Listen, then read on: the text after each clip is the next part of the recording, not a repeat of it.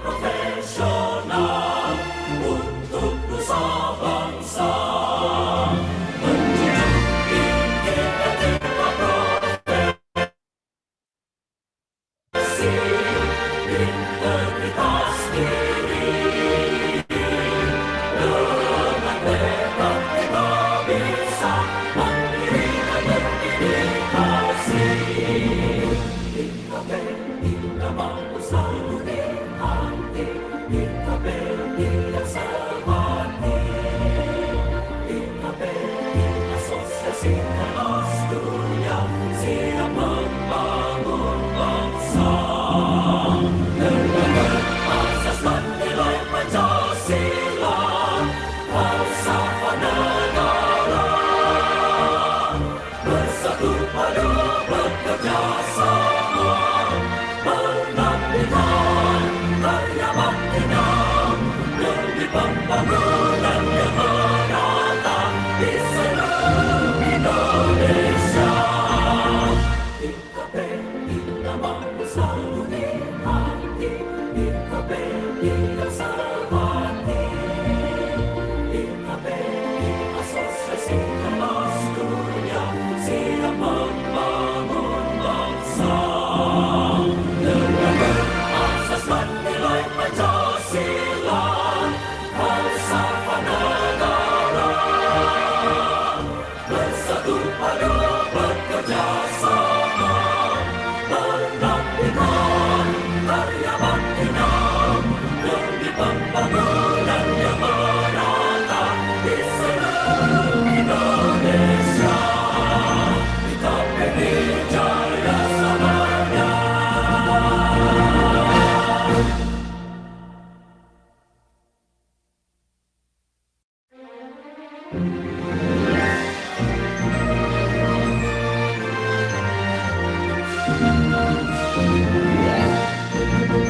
Ikatan Konsultan Pajak Indonesia, wadah kita bersama, berkarya bekerja dengan profesional untuk nusa bangsa, menjunjung tinggi etika profesi, integritas diri. Dengan tekad kita bisa mandiri dan berdedikasi. IKPI mampu selalu di hati, IKPI yang sehati. IKPI asosiasi kelas dunia, siap membangun bangsa. Dengan berasaskan nilai Pancasila, falsafah negara,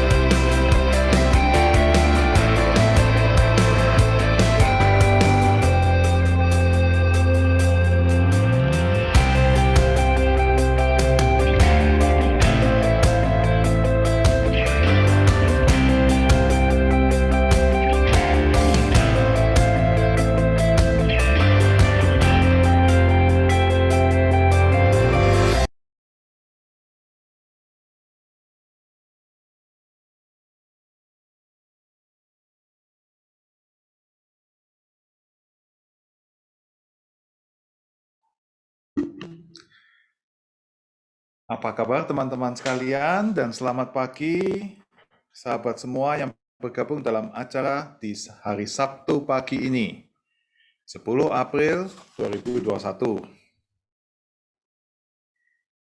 Sebagai wujud pelayanan masyarakat, IKPI Cabang Surabaya hari ini menyelenggarakan diskusi interaktif online dengan topik Best Practice, pengisian dan penyusunan SPT Badan 1771. Acara ini diselenggarakan untuk membantu memberikan pencerahan kepada WP Badan di wilayah Surabaya khususnya maupun WP Badan di wilayah lain dalam mempersiapkan pengisian pelaporan SPT Badan tahun 2020. Hari ini saya, Ali Yusisman, akan bertugas sebagai host acara ini. Susunan acara hari ini mungkin bisa ditayangkan oleh Mas Bram. Rundown acaranya, silakan Mas.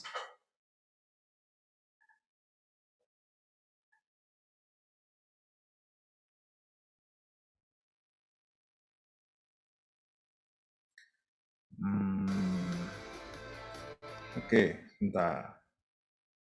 Agak blur ya.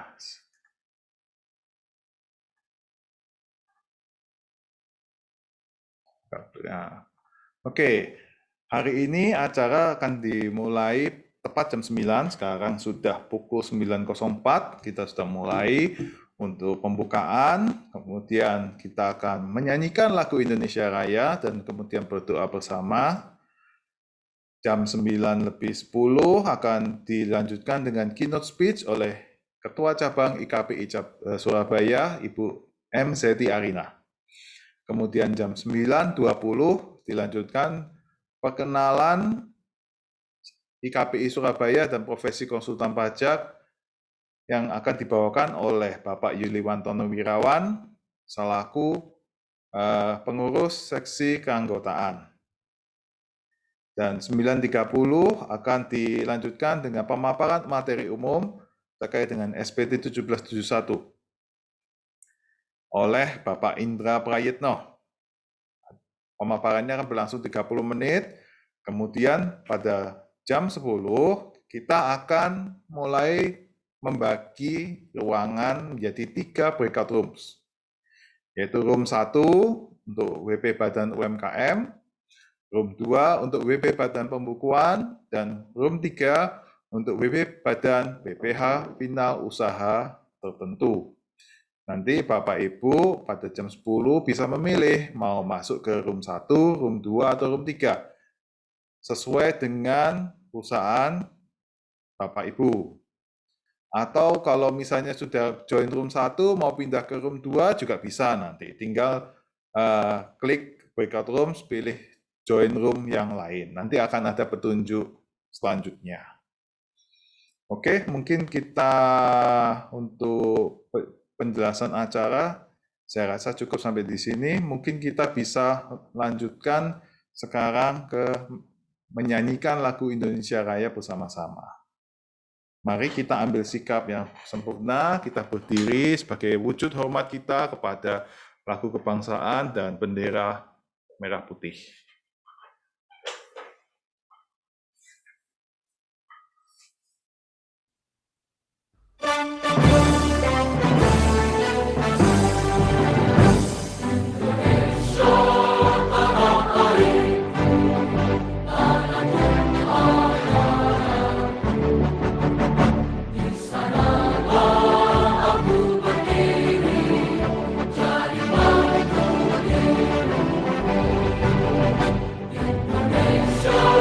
Kebangsaan, bangsa dan tanah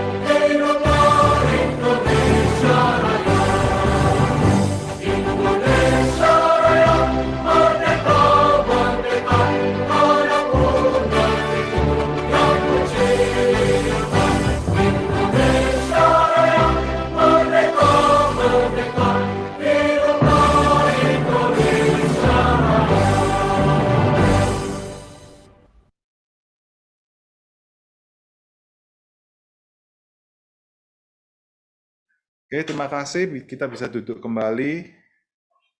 Selanjutnya, mari kita berdoa sesuai agama dan kepercayaan kita masing-masing. Semoga kita semua dilindungi oleh Tuhan Yang Maha Esa, diberikan keselamatan, kesehatan, dan kesuksesan di bidang kita masing-masing. Berdoa mulai.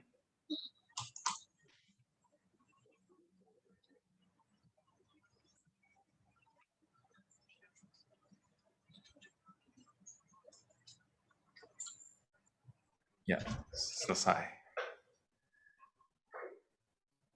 Selanjutnya, kita akan dengarkan keynote speech dari Ibu M. Zati Erina selaku Ketua Cabang IKPI Surabaya. Untuk waktu dan tempat, saya persilakan. Assalamualaikum warahmatullahi wabarakatuh. Terima kasih kepada Pak Ali sebagai MC pagi ini. Yang terhormat kepada seluruh peserta webinar pagi ini dan yang terhormat juga kepada seluruh pengurus dan panitia yang telah merealisasikan acara pagi ini ya. Terima kasih, kita bersyukur kepada Tuhan Yang Maha Esa bahwa hari ini kita bertemu dalam keadaan sehat walafiat. Mudah-mudahan pandemi segera berlalu dan kita selalu dalam lindungan Tuhan Yang Maha Esa. Itu yang penting untuk saat ini. Bahwa saat ini adalah ibaratnya lagi peak season, ini sangat-sangat peak gitu ya, karena di bulan April itu menginjak detik-detik atau injury time untuk SPT, di mana kita semua sedang sibuk mempersiapkan SPT tahunan untuk PPH Badan gitu ya. Ada hal-hal yang memang harus kita ketahui, di samping memang aturan banyak yang sering berganti, tetapi kita tetap harus update, kemudian kita juga harus hati-hati dalam melaporkan seluruh transaksi kita, istilahnya tiada dusta di antara kita, itu yang terpenting. Jangan sampai kita membuat laporan itu akan berbeda-beda, misalnya laporan untuk bank misalnya berbeda, laporan untuk diri sendiri berbeda, laporan untuk DJP berbeda, itu akan sangat-sangat bahaya gitu ya. Karena apapun yang kita buat adalah satu untuk semua dan itu harus semua dilaporkan, yaitu tadi tiada dusta di antara kita. Banyak misalnya ada yang bertanya, Bu, memangnya tahu ya, kan misalnya saya membuat audit report itu hanya khusus untuk pinjaman ke bank. Tahu, karena apa? Bank wajib mengupload data berupa data debitur, mulai debiturnya siapa, perusahaannya siapa, pengurusnya siapa, kemudian omsetnya berapa. Nah, ini kita harus hati-hati. Bukan harus hati-hati, memang ya apa adanya gitu kan. Jadi jangan sampai kita meng-create laporan, kemudian yang buat ini berbeda, yang buat ini berbeda, itu sangat bahaya. Nah, akibatnya apa? Kalau sampai terjadi seperti itu, nanti akan dikriteriakan sebagai indikasi tindak pidana perpajakan. Nah, kalau ada indikasi tindak pidana perpajakan, berarti akan bisa diusulkan pemeriksaan bukti permulaan. Nah, ini yang harus diketahui. Banyak mungkin orang-orang yang tidak paham bahwa laporan itu hanya sekedar, misalnya sekedar untuk bank khusus untuk meminta pinjaman, atau laporan ini hanya sekedar untuk persyaratan akreditasi misalnya. Ingat bahwa semua data yang kita lampirkan itu sudah nyambung. Begitupun pencatatan mulai modal, dari modal juga harus benar, jangan sampai misalnya di PPH Badan mencatat modal, tetapi di PPH pribadi tidak mencatat modal. Atau bahkan mungkin di PPH Badannya mencatat modal yang begitu fantastis, bahkan punya banyak perusahaan, tetapi ternyata di SPTOP-nya itu tidak dicatat, atau bahkan tidak punya kemampuan ekonomis untuk memiliki saham yang nilainya begitu fantastis. Misalnya contoh, ini saya sebagai kontraktor bikin 10 perusahaan, nanti dibuat 3 gitu ya, modalnya kalau perlu 100 miliar. Nah, ini berarti datanya akan tidak nyambung. Makanya yang terpenting untuk laporan pajak itu satu kata, yaitu tiada dusta di antara kita. Itu saja Pak Ali. Terima kasih. Assalamualaikum warahmatullahi wabarakatuh.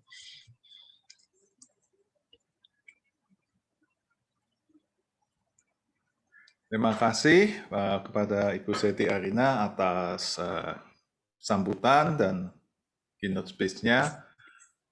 Jadi yang bisa saya simpulkan bahwa terkait dengan pelaporan SPT baik badan maupun pribadi, perlu kita pastikan bahwa data-data tersebut semuanya sinkron terkait dengan kepemilikan modal, karena di sistem AHU Kemenkumham berapa permodalan kita sesuai akte itu bisa terpantau dan pajak menerima data. Selanjutnya juga di NIB juga ada permodalan ya, jadi itu kita bisa juga sebagai sumber data bagi DJP. Oke, berikutnya mungkin kita bisa lanjut ke Bapak Yuliwantono. Bapak Yuliwantono akan memperkenalkan siapa itu IKPI dan profesi konsultan pajak itu seperti apa. Untuk waktu dan tempat saya persilakan Bapak Yuliwantono. Baik Pak Ali, makasih untuk waktunya. Selamat pagi Bapak Ibu semua. Saya tes dulu untuk materi saya share screen.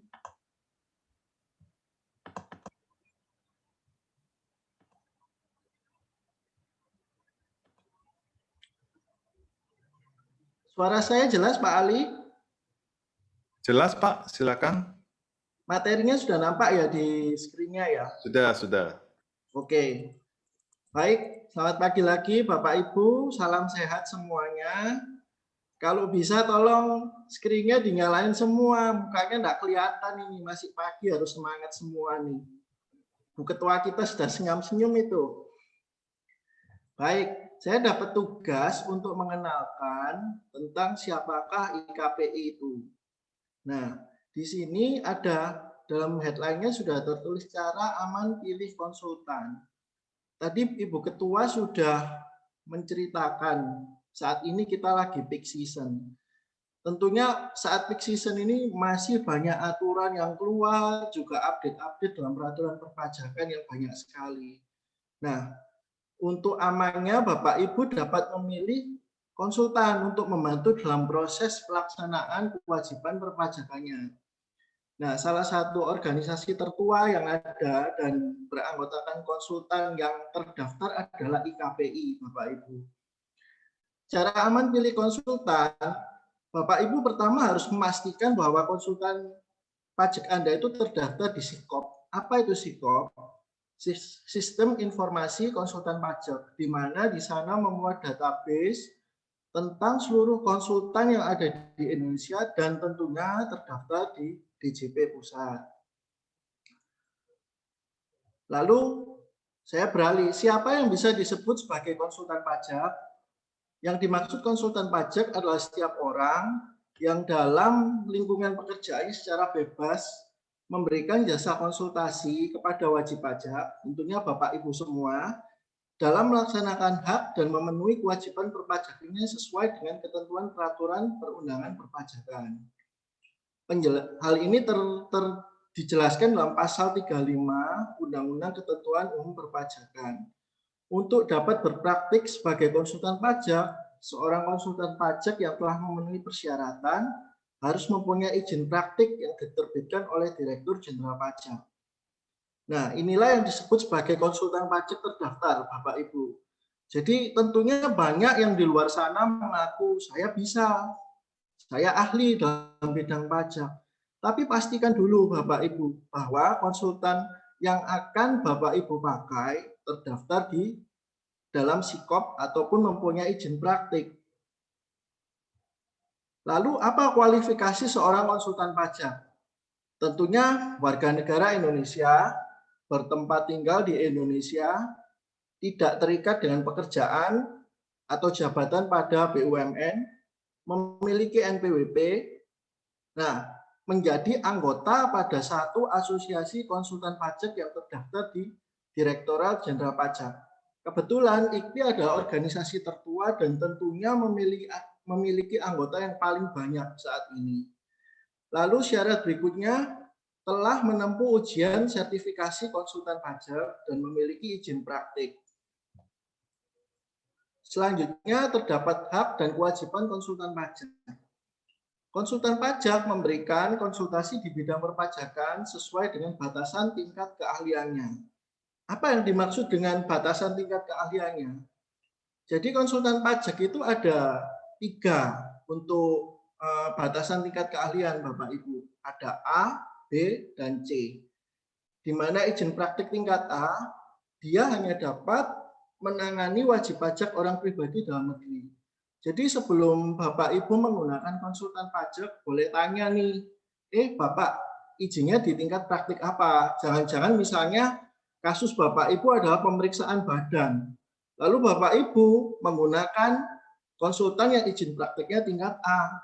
Tentunya yang ditakutkan nantinya akan ditolak saat memberikan surat kuasa karena tidak sesuai dengan izin praktiknya.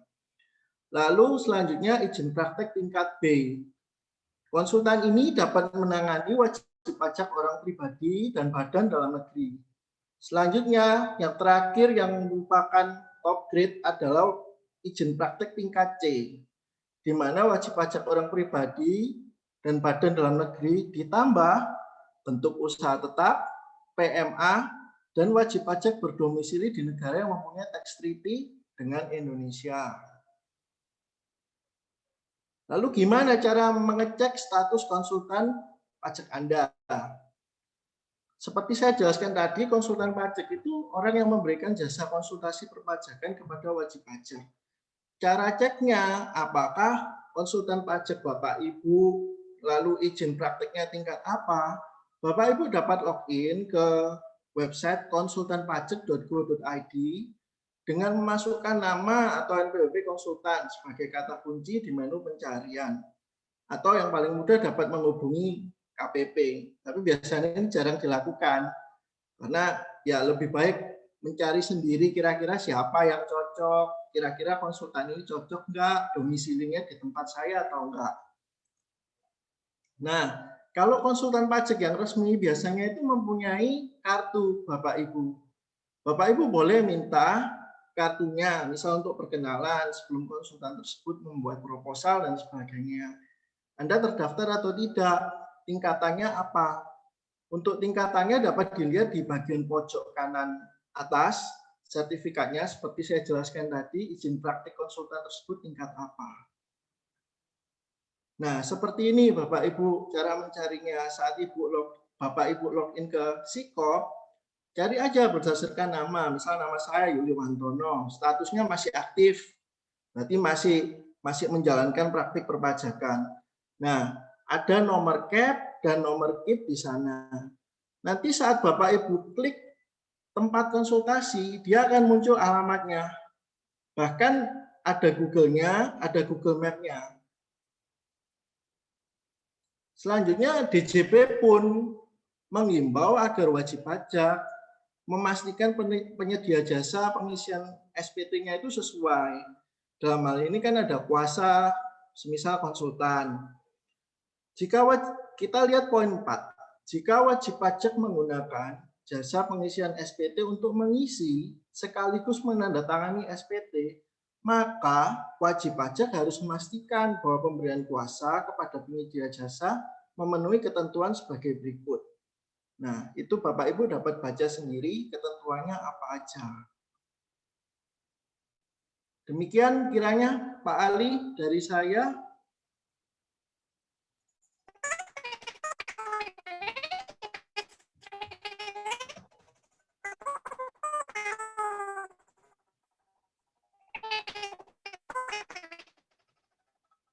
Halo Pak Ali.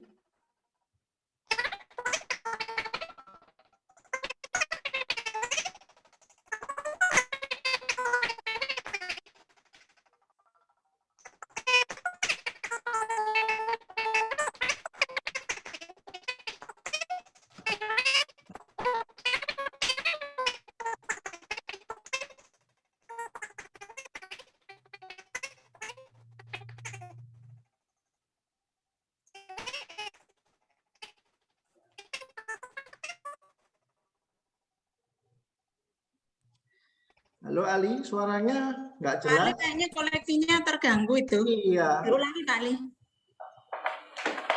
Halo, mana sekarang saya? Ya, sudah jelas Sudah, Ali. oke. Oke, terima kasih. Oke.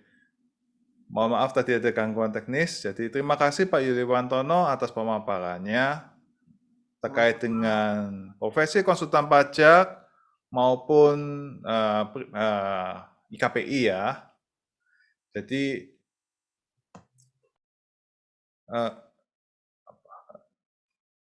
sebentar, saya cek dulu.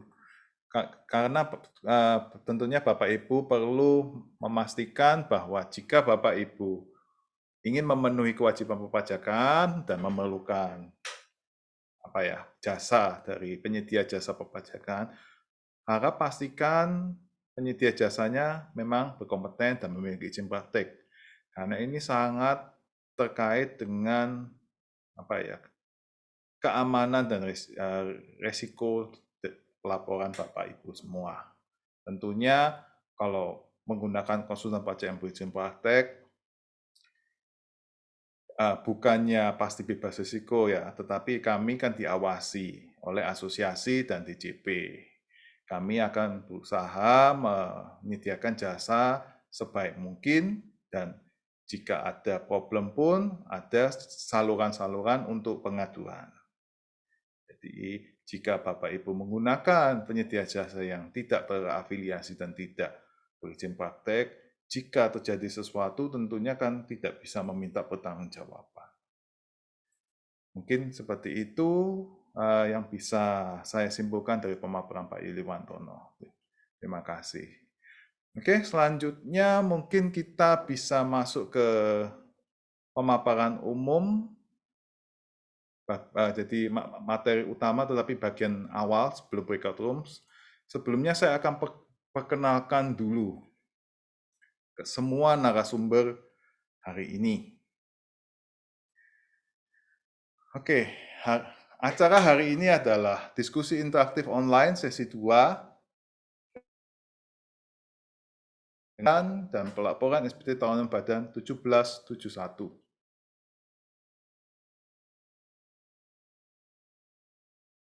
Saya masih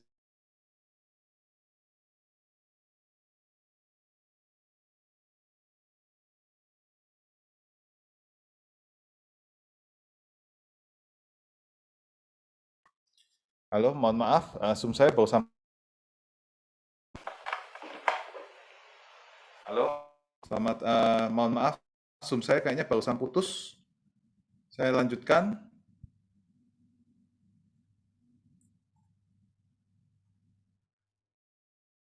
Oke, acara hari ini adalah diskusi interaktif online sesi 2, best practice pengisian dan pelaporan SPT tahunan Badan 1771. Pembicaranya ada 5. Untuk pemaparan umum hari ini ada Bapak Indra Prayitno SE, beliau berizin praktek C. Kemudian nanti untuk room 1, BP Badan UMKM, adalah Bapak Bramanto Ananta Wibowo, berizin praktek C. Kemudian untuk room 2, terkait dengan BP Badan UMKM adalah Bapak Wan Juli, SE, SH, MBA, MH. Beliau berizin praktek C.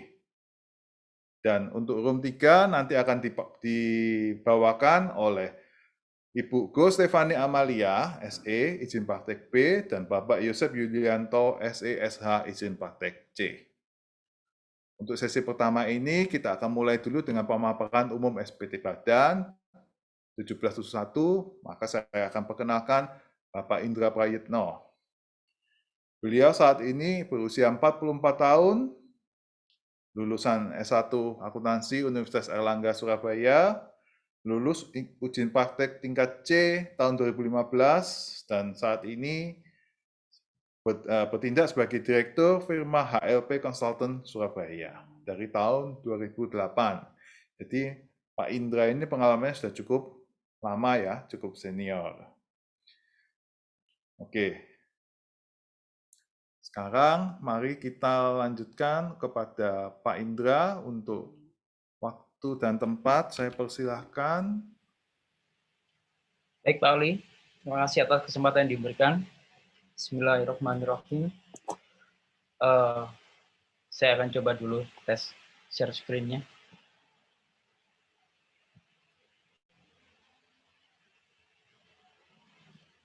Jelas ya Mas Ali? Pak Ali? Jelas, mungkin bisa di slideshow. Ya, silakan Pak. Ya. Baik, Bapak Ibu sekalian, hari ini saya akan mencoba menyampaikan secara umum atas pengisian dan pelatihan SPT tahunan PPA Badan 1771. Nah, ketika wajib pajak Badan telah mempunyai NPWP, apa yang harus dikerjakan, dilaporkan di akhir kegiatan akhir tahun adalah melaporkan SPT-nya, yaitu yang merupakan formulir yang digunakan wajib pajak untuk melaporkan penghitungan dan atau pembayaran pajak penghasilannya, objek pajak penghasilan, bukan objek pajak penghasilan, harta dan kewajibannya di akhir tahun. Nah, mengapa kita wajib melaporkan SPT tahunan? Sebab melaporkan adalah salah satu kewajiban perpajakan yang harus ditunaikan. Ketika wajib pajak telah memenuhi syarat objektif dan subjektif, maka ia harus mendaftarkan diri untuk memperoleh NPWP. Ketika NPWP sudah didapatkan, apa yang harus dilakukan? Dia harus menghitung sendiri pajak yang harus dibayarnya sesuai dengan kegiatan usaha wajib pajak tersebut. Bila mana sudah dihitung, apa yang dilakukan? Maka dia harus membayar pajak yang seharusnya dibayar dengan mekanisme membayar sendiri ke kas negara melalui kantor pos atau bank persepsi dan pemotongan atau pemungutan pajak oleh pihak lain. Ketika mendaftarkan, menghitung, dan membayar sudah ditunaikan, maka langkah terakhir adalah melaporkan seluruh kegiatan usaha dalam surat pemberitahuan atau SPT masa dan tahunan sesuai kondisi sebenarnya. Nah, itulah yang kita bahas hari ini. Bagaimana cara melaporkan SPT? Ada dua cara, melalui e-filing dan e-form. Nah, ini kalau menggunakan e-filing, maka wajib pajak mengupload e-SPT-nya, kemudian untuk dilaporkan. Bagaimana dengan e-form? Kalau e-form, seluruhnya sudah disediakan oleh DJP. Jadi wajib pajak hanya tinggal menginput sesuai dengan form yang disediakan.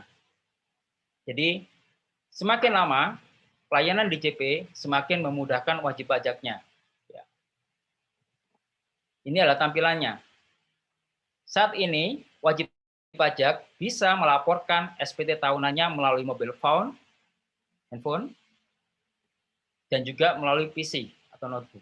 Jadi semakin lama pelaporan itu bisa dilakukan di mana saja, ya, sepanjang sudah disediakan, sepanjang bahan-bahannya sudah siap.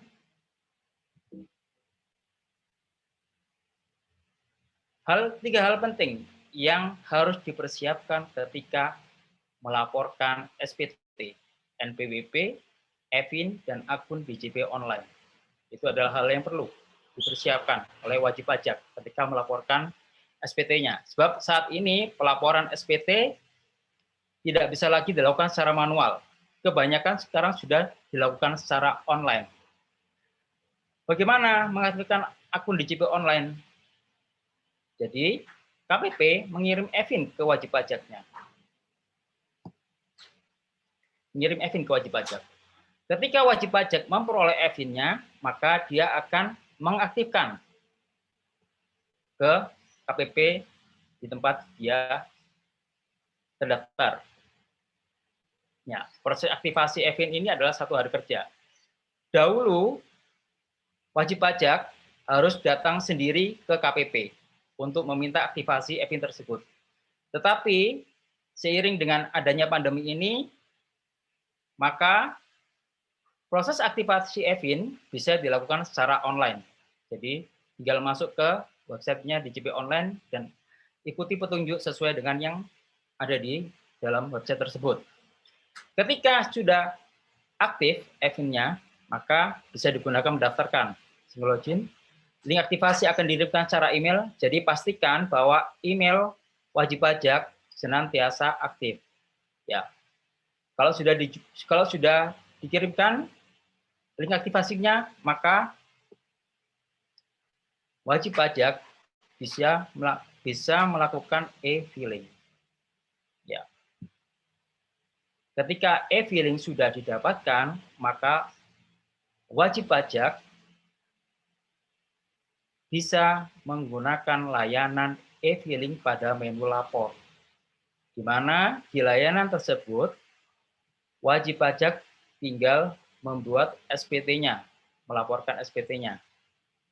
Ambil dan isi kode verifikasi, kirim SPT-nya, maka bukti penerimaan elektronik akan dikirim ke email wajib pajak. Berikut adalah contohnya bukti penerimaan elektronik. Maka saat ini pastikan bahwa email yang dimiliki oleh wajib pajak adalah email yang aktif untuk keperluan perpajakan. Bagaimana bentuk SPT tahunan 1771 yang digunakan untuk melaporkan wajib pajak badan?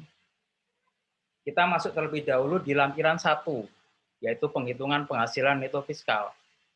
Kalau kita bicara wajib pajak badan, maka tentunya ada laba rugi yang secara komersil, di mana kita bisa input di sisi nomor 1. Kalau ada yang luar negeri, nomor 2, dijumlahkan, dan nanti ada di nomor 4, akan diisi adalah penghasilan yang dikenakan PPh final dan yang tidak termasuk objek pajak. Ini nanti masuk di lampiran 4. Berikut adalah lampiran 2 yang berisi tentang perincian harga pokok penjualan, biaya usaha lainnya, dan biaya dari luar usaha secara komersial. Ya. Jadi dari laba rugi secara komersial tadi, di breakdown, di input sesuai dengan kolom yang sudah disediakan. Bila mana harga pokok penjualan, tentunya masuk di harga penjualan dan sesuai dengan baris yang disiapkan. Bila mana biaya usaha lainnya, ya tentunya dimasukkan juga di kolom ini. Biaya dari luar usaha juga nanti akan dijumlahkan secara otomatis. Nah, kalau kita pakai e-SPT, maka semuanya akan sudah terintegrasi. Begitu pula dengan e-form. Bagaimana dengan lampiran 3? Ini adalah kredit pajak dalam negeri. Jadi, ketika wajib pajak melakukan kegiatan usaha, bisa jadi kegiatan usaha tersebut menimbulkan pemotongan atau pemungutan oleh lawan transaksi. Di mana pemotongan dan pemungutan tersebut akan diterbitkan bukti potong yang bersifat tidak final, tentunya di sini. Maka akan diinput di sini. Ya, objek pemotongannya apa, berapa nominalnya, maaf. Ini siapa dulu pemotongnya, namanya siapa, NPWP-nya, objek pemotongannya apa, jenis penghasilannya, nilainya berapa, PPh yang dipotong dari pungut, bukti pemotongan nomornya dan tanggalnya berapa transaksi. Jadi semua akan diinput di lampiran 3 atas kredit pajak yang diperoleh wajib pajak. Bagaimana dengan lampiran berikutnya? Ini adalah lampiran 4. Isi dengan penghasilan yang dikenakan PPh final. Bila mana ada bunga deposito, tentunya dikenakan pajak secara final, kita dapatkan dari perbankan, maka tinggal kita input masing-masing. Bunga diskon obligasi, penghasilan penjualan saham, penghasilan penjualan saham Ventura. Jadi ini semua adalah seluruh kegiatan usaha yang penghasilannya dikenakan PPh secara final. Ya, nanti akan dibahas secara detail di room tentang PPh final. Lampiran 5 berisi tentang nama pemegang saham dan daftar direksi dan komisaris. Nah, sesuai dengan akte pendirian akan diinput di masing-masing tempat sesuai dengan yang sudah ditentukan. Lampiran 6 adalah daftar penyertaan modal dan daftar utang maupun piutang dari pihak akumulasi. Ya. Kalau ada pihak yang punya hubungan istimewa mungkin dimasukkan di sini semua. Pasti dimasukkan di sini. Oke. Setelah 1 sampai 6 di input, maka perhitungan PPh terutang akan ditampilkan di lampiran induk. Ya. Jadi kalau kita isi secara e-filing maupun e-form, ini akan sudah terisi terlebih dahulu. Oke. Lampiran khusus 1A apabila wajib pajak tersebut mempunyai aktiva tetap. Ya, maka ini akan diisi. Berapa perolehannya, kapan diperoleh, nilai sisi buku, metode penyusutannya, dan amortisasi, sampai fiskalnya di akhir tahun. Ya. Inilah yang bisa mengakibatkan adanya beda antara komersial dan fiskal, karena adanya perbedaan metode. Ya. Nanti akan muncul di sini, selisih, apabila ada perbedaan. Next adalah kompensasi kerugian fiskal. Kompensasi kerugian fiskal adalah fasilitas yang diterima oleh wajib pajak manakala dia memperoleh kerugian di awal. Jadi, kerugian tersebut dapat dikompensasikan di tahun-tahun berikutnya, tentunya harus dilaporkan di lampiran khusus ini. Berapa kerugiannya di tahun tersebut dan akan dikompensasikan berapa tahun? 5 tahun kan? Lampiran khusus 3A adalah pernyataan transaksi dengan pihak mempunyai hubungan istimewa. Ini adalah pernyataan khususnya, siapa saja yang punya hubungan istimewa, dan rincian transaksinya apa, ini akan kita lihat di petunjuk pengisian SPT tahunan BPH Badan. Lampiran khusus 4A adalah daftar fasilitas penanaman modal.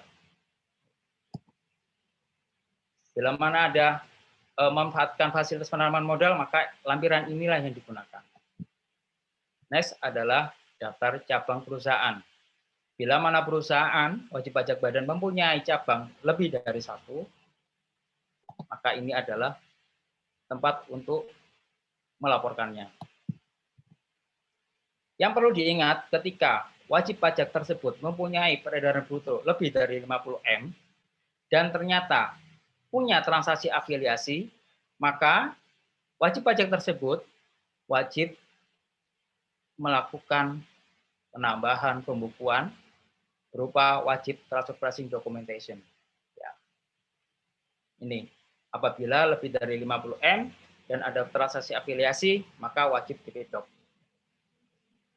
Bagaimana bila kurang dari 50 M, tetapi tetap ada transaksi afiliasi, dilihat kembali apakah transaksi afiliasi tersebut adalah barang berwujud dan nilainya lebih dari 20 M, tentunya wajib juga DP-Doc.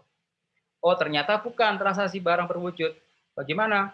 Mari kita lihat kembali. Apakah transaksi afiliasi itu terdiri dari apa? Jasa, bunga, barang berwujud olehnya yang ternyata lebih dari 5 M, tentunya tetap wajib DP-Doc. Ya. Bagaimana apabila wajib pajak tersebut pihak afiliasinya berada di negara dengan tarif pajak kurang dari tarif pasal 17? Tentunya juga wajib DP-Doc. Bila mana tidak terpenuhi semua, ya tentunya tidak perlu melakukan kewajiban DP-Doc. Next adalah ikhtisar master file dan local file. Bila mana tadi terpenuhi kewajiban ini, DP-Doc, maka wajib pajak tersebut bisa menginput di ikhtisar dokumen induk dan dokumen lokal pajak yang bersangkutan. Apa aja yang dicantumkan tentunya yang tertera di ikhtisar ini. Demikian. Next adalah perhitungan besarnya perbandingan antara utang dan modal. Manakala wajib pajak tersebut mempunyai utang, maka akan dibandingkan dengan modalnya. Ya, jangan sampai lebih dari 1/4 adalah perbandingan antara modal dan utang. Ini adalah pelaporannya. Ya. Hitungan biaya pinjaman berapa yang boleh dibiayakan. Ya. Ini adalah yang tidak dapat dikurangkan. Next adalah laporan utang swasta luar negeri bila mana wajib pajak tersebut ada. Kalau nggak ada ya. Oke. Ini adalah definisi hubungan istimewa yang diatur dalam pasal 18 ayat 4 Undang-Undang PPh atau pasal 2 ayat 2 Undang-Undang PPN, di mana apabila ada lebih dari 25% maka timbul hubungan istimewa. Biaya afiliasi adalah biaya yang mengistimewa dengan wajib pajak. Transaksi afiliasi adalah transaksi yang dilakukan wajib pajak dengan biaya afiliasi. Penentuan harga transfer pricing adalah harga transaksi afiliasi. Dokumen penentuan harga transfer TP-Doc, ini adalah definisinya. Prinsip kewajaran adalah intinya dalam hal kondisi dalam transaksi sama atau sebanding, maka harga atau laba harus sama dengan atau berada dalam rentang harga atau rentang laba dalam transaksi yang dilakukan antara para pihak yang tidak punya hubungan istimewa. Intinya hubungan istimewa tersebut tidak merubah nilai atas laba dan rentang harganya. Next, grup usaha adalah sekumpulan subjek pajak yang menjalankan kegiatan usaha terdiri dari pihak-pihak yang punya hubungan istimewa, ya, saling terkoneksi. Entitas itu adalah salah satu anggota dari grup usaha yang memenuhi kriteria menguasai secara langsung atau tidak langsung dan menyelenggarakan laporan keuangan konsolidasi. Ya. Saya kira demikian Mas Ali yang perlu saya sampaikan secara umum tentang SPT tahunan PPh Badan 1771. Oke, terima kasih Pak Indra.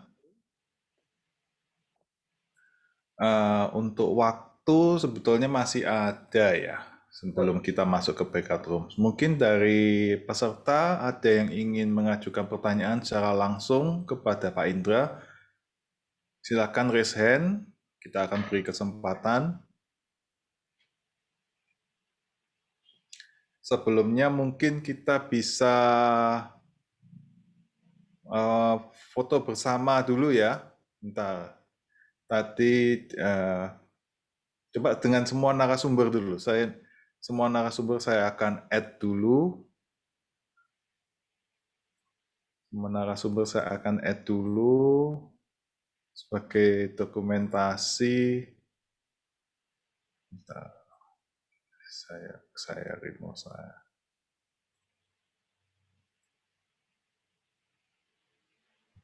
Mana ya? Awan Juli, Stefani. Nah, ini narasumbernya semua lengkap. Mungkin untuk panitia bisa screenshot untuk semua narasumber ini.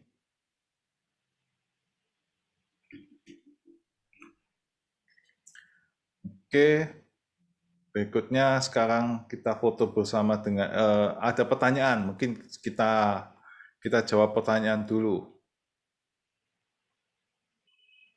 Nanti moderator nanti foto bersama juga.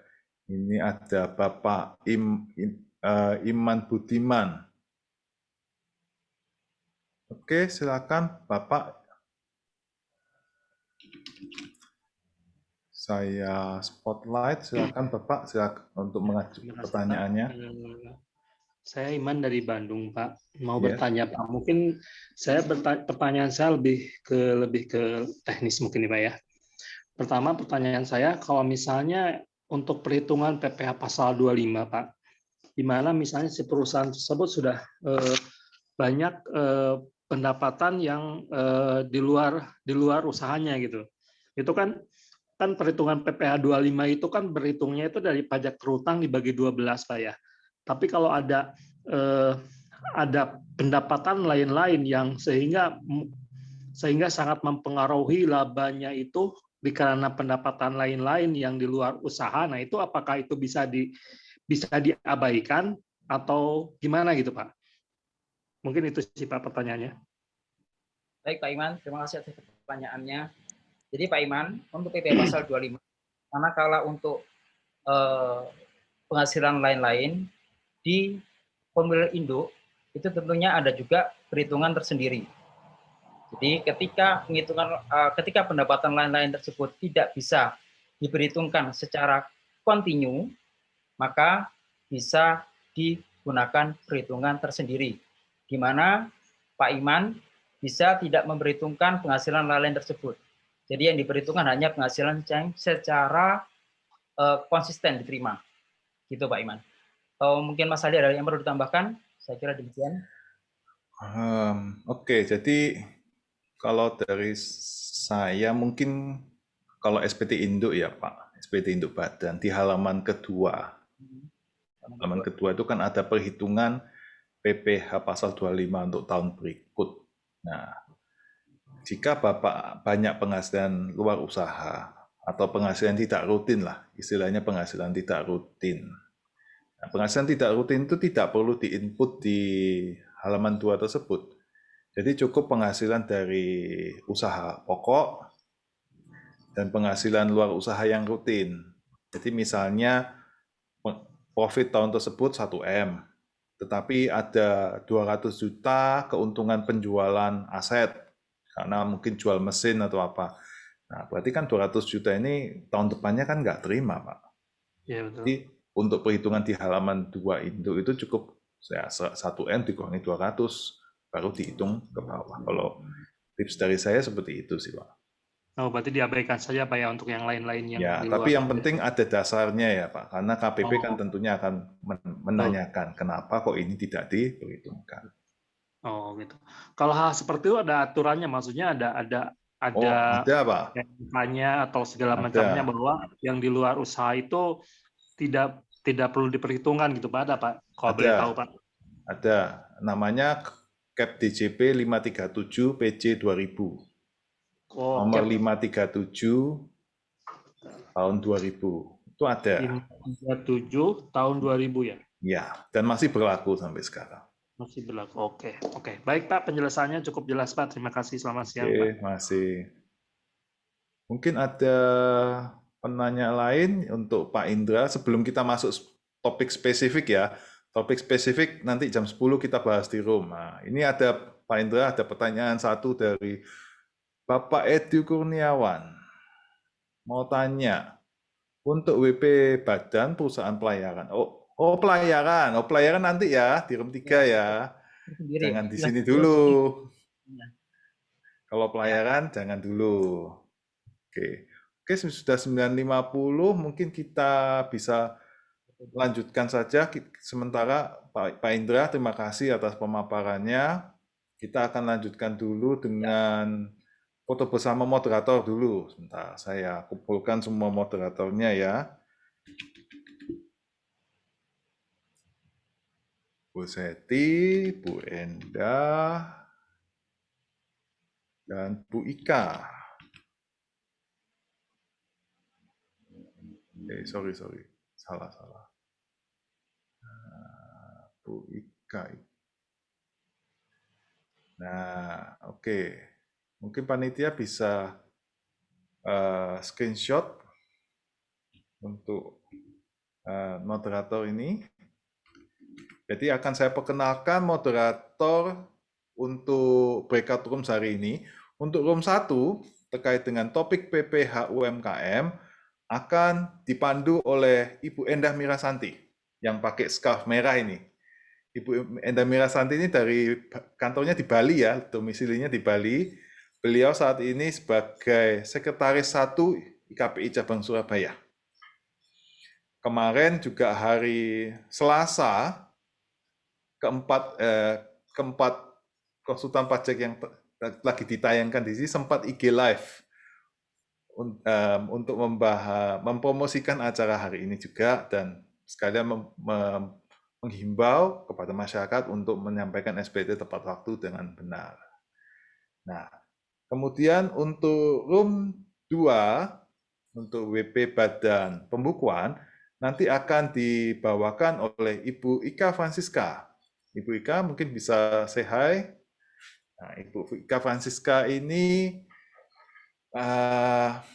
adalah konsultan pajak yang sangat berpengalaman dan sudah jam terbangnya tinggi, nanti akan memandu diskusi di room 2. Dan untuk room 3, yaitu topik WP Badan PPh Final Usaha Tertentu, nanti akan dipandu oleh Ibu Seti Arina, selaku Ketua Cabang IKPI Surabaya. Nanti untuk di room 3 juga pembicaranya ada 2 ya, yaitu tadi Pak Yosep Yulianto dan Ibu Stefani Amalia. Oke, waktu sekarang sudah menunjukkan 9.53. Apakah mungkin kita mulai saja breakout rooms? Kalau iya, saya akan jelaskan dulu panduannya. Saya akan jelaskan dulu panduannya, bagaimana nanti Bapak Ibu akan bergabung ke breakout rooms. Sebentar ya, saya akan slideshow dulu. Jadi seperti ini. Nanti akan ada 3 breakout rooms. Room 1 untuk wajib pajak badan UMKM, room 2 untuk wajib pajak pembukuan, dan room 3 untuk wajib pajak badan usaha tertentu, PPh final. Macam-macam ya, bisa konstruksi, bisa real estate, bisa SPBU, bisa pelayaran, bisa kantor dagang perwakilan asing, macam-macam yang PPh final. Kemudian bagaimana memilih breakout room? Saat ini breakout room-nya belum dibuka ya, tapi nanti akan tampilannya seperti ini. Di bawah sini, sebelah kanan, ini akan ada breakout rooms. Nanti jika Bapak Ibu klik, akan muncul kotak seperti ini. Misalnya ada room 1, 2, 3, 4. Nanti ada 3 ya. Jadi jika Bapak Ibu ingin join room 1, maka ya klik saja join room 1. Jika nanti ingin pindah room, klik lagi yang bawah di sini. Dan Bapak Ibu akan klik ke room yang lain. Misalnya join room 3, ya klik saja join di bagian yang room 3. Seperti itu ya Bapak Ibu. Penggunaannya sederhana. Jika nanti Bapak Ibu ada kesulitan untuk join room, mungkin bisa ketikkan saja di chat room, nanti Pak Eko dan Pak Arifin, staf IKPI Surabaya, bisa membantu untuk menggabungkan ke room yang diinginkan. Oke, sekian penjelasan dari saya. Habis ini room akan saya buat ya. Saya akan buat breakout rooms 3 dan tidak saya assign ya. Jadi Bapak Ibu akan pilih room-nya sendiri-sendiri.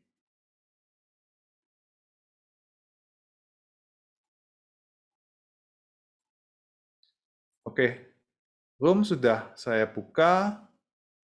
Mohon narasumber dan masing-masing moderator memasuki room masing-masing dan peserta juga bisa memilih room yang diinginkan. Untuk pertanyaan-pertanyaan yang masuk di chat room ini, jika pertanyaan spesifik mohon ditanyakan di masing-masing room ya. Mohon ditanyakan di masing-masing room.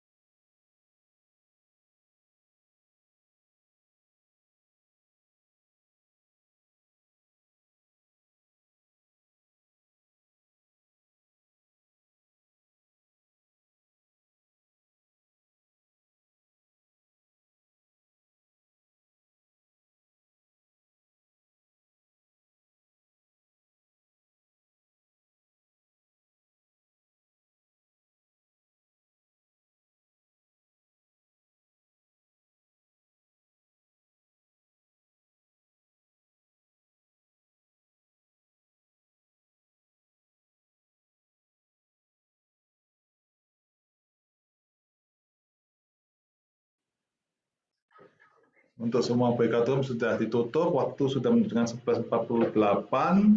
Diskusi di ketiga room tadi berjalan cukup seru. Tadi saya juga loncat-loncat ke room 1, room 2, room 3 juga mendengarkan.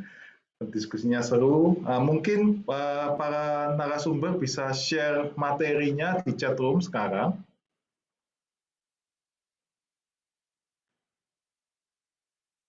Bisa share materinya di chat room sekarang untuk para peserta bisa download sebelum kita tutup acara.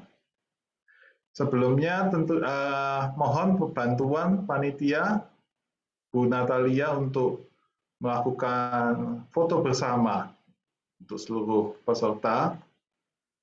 Bapak Ibu mohon bantuan untuk kameranya diaktifkan untuk dokumentasi.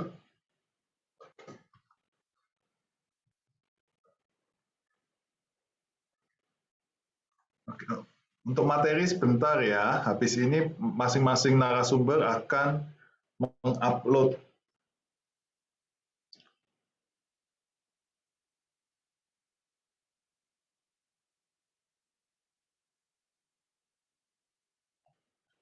materinya sebentar. Pak Bram sudah, kemudian untuk room 2, Pak Indra tadi sudah enggak ya? Pak Indra, untuk yang main room, Pak Wan Juli sudah, untuk Bu Stefani, Pak Yosef, mohon bantuan untuk materinya.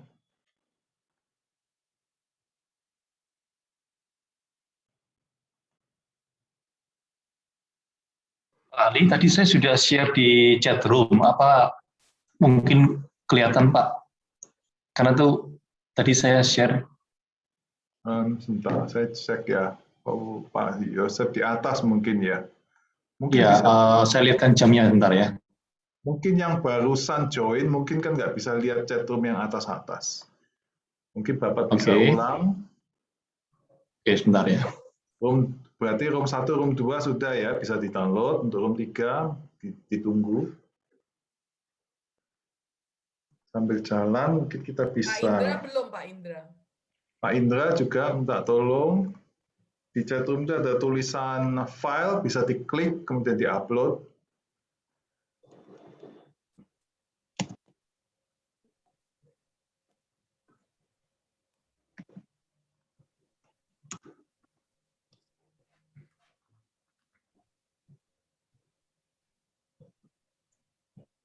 Misalnya kalau enggak pun materi nanti bisa kita minta staf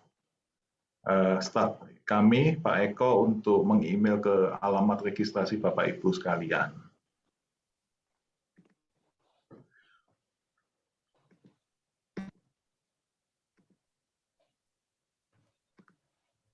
Oke, waktu sudah menunjukkan 11.51. Mungkin sudah waktunya kita tutup, sudah mencapai penghujung acara. Terima kasih atas perhatian Bapak Ibu semua pada acara kami. Semoga bermanfaat dan kami juga mohon maaf atas segala kekurangan yang mungkin terjadi. Akhir kata, sampai jumpa dan terima kasih. Untuk file nggak apa-apa. Nanti kita akan minta staf untuk email ke alamat registrasi Bapak Ibu. Ya. Untuk mungkin Bu Seti ingin memberikan sambutan terakhir, silakan Bu. Penutup.